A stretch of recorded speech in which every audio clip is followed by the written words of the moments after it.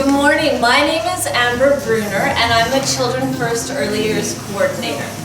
So as the chair of the Nanaimo Early Years Partnership, or as we like to call it, GNEEP, I'm pleased to welcome you to our annual research event today. So we're going to be discussing the latest GNEEP State of the Child report, as well as we're going to be introducing our new website and social media channels.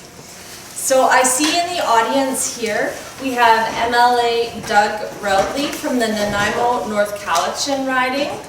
We have MLA Leonard Krog from the Nanaimo riding. It's Krog, long. Krog. We have MP Sheila Malcolmson from the Nanaimo Ladysmith riding. We have Krista Bryce here attending on behalf of MLA Stillwell.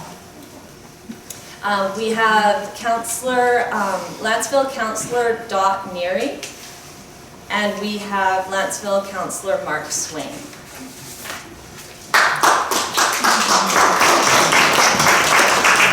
So we're also thrilled to have many city officials, elected officials, media, and many organizations joining us today. And it's really great to see members of the Greater Nanaimo Early Years Partnership in this room with us today as well. So before we begin, I want to take a moment to acknowledge that we are on traditional territory of the Nanaimo First Nation and Coast Salish people, upon whose land we work, live, and play.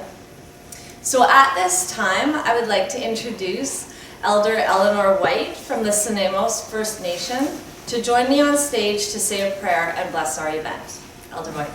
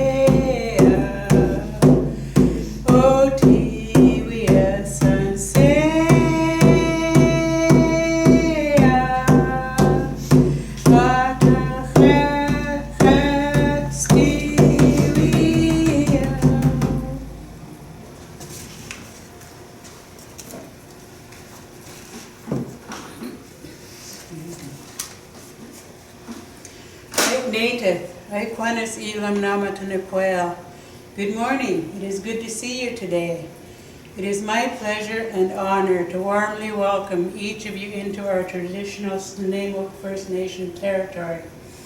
On this National Day of the Child, it's about Greater Nanaimo Early Years, how well you've done throughout the years and what improvements can be made. May our great Creator bestow His many sacred blessings upon the food, especially those who prepared it.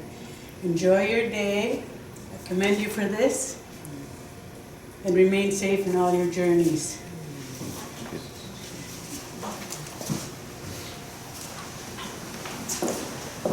So Elder White, I want to thank you very much, Elder White, and on behalf of the Greater Nanaimo Early Years Partnership, we'd like to provide you with this. Thank you so much. So as I'm sure you've noticed upon your arrival today, we asked you to put your name and the name of your organization on a sticky note and then attach it to our Many Leaves One Tree board here. So this board was created by the Gniep Cultural Engagement Working Group, and it provides a fantastic visual representing all of the community champions here today that are committed to making a difference in the lives of children and family here in Nanaimo. The blue ribbons that you received are also significant, as people across the country are wearing them today to show their support and not acknowledge National Child Day. So for all of you that aren't familiar with our group, the Greater Nanaimo Early Years Partnership, we represent a diverse group of over 70 engaged community partners who are committed to improving the health and development of children ages 0 to 6 in the Greater Nanaimo area. Within the partnership, we have a leadership team, and then we have 3 working groups that focus on communication and barrier reduction, cultural engagement, and public policy.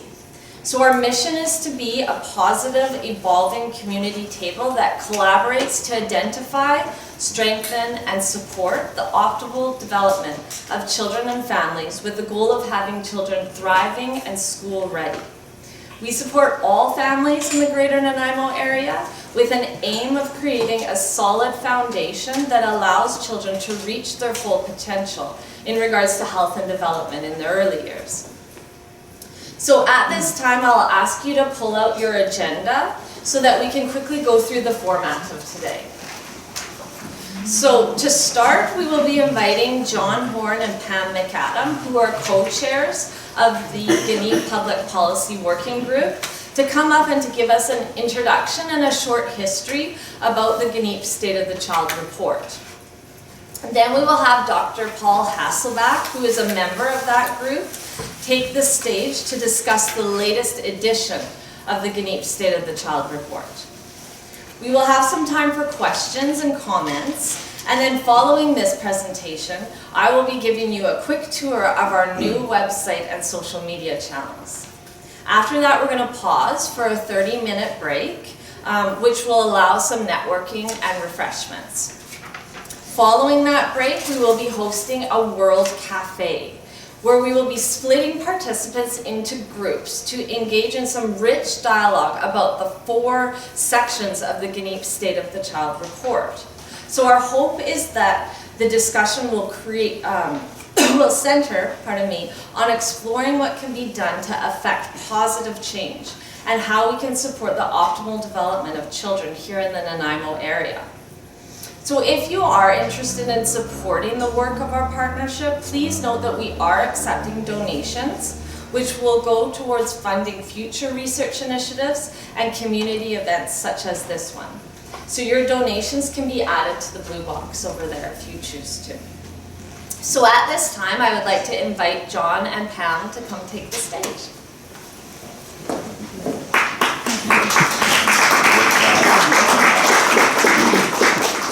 I've never really had a podium like this. But I can wash my hands. So we just thought we'd give you a second to update you. In 2013, we launched the first State of the Child report. Some of you were here for that. And the goal of the State of the Child is to provide a report card to our community as to how our children are doing. And within that, Paul Hasselback will give you more details, but within that specific areas where we need to support our children more effectively, or areas where we're seeing some successes which we can build on. So the goal of that is to provide that for the community so they can pick up our State of the Child report, see where we're at, see what areas we need to support and to work on, and hopefully what it does is give everyone enough information so they can begin to build their own, within their own organizations and in their own roles, some extra capacity to support children to be successful. So I don't know if you want to add anything to that, Pam? Just that there's a lot of very committed people that went into putting the report together. It's our second time. We hope to keep the work moving and improving and keep it continuing to give us information and to document good things that have happened and to highlight things we need to continue to address. So lots of work, but particularly Crystal, thank you so much for keeping us all on track together. And yeah, there's one person. Thank you, Crystal. So there's a couple of sponsors of that document. The City of Nanaimo has contributed, the Vancouver Island Health Authorities to the Chief Medical Health Officer, Success by Six. So lots of partners have put their heads and minds and efforts together to make this happen. So what we'll do now, we'll turn it over to Dr. Hasselback, who will take us through the report and give us a bit more detail. Thanks.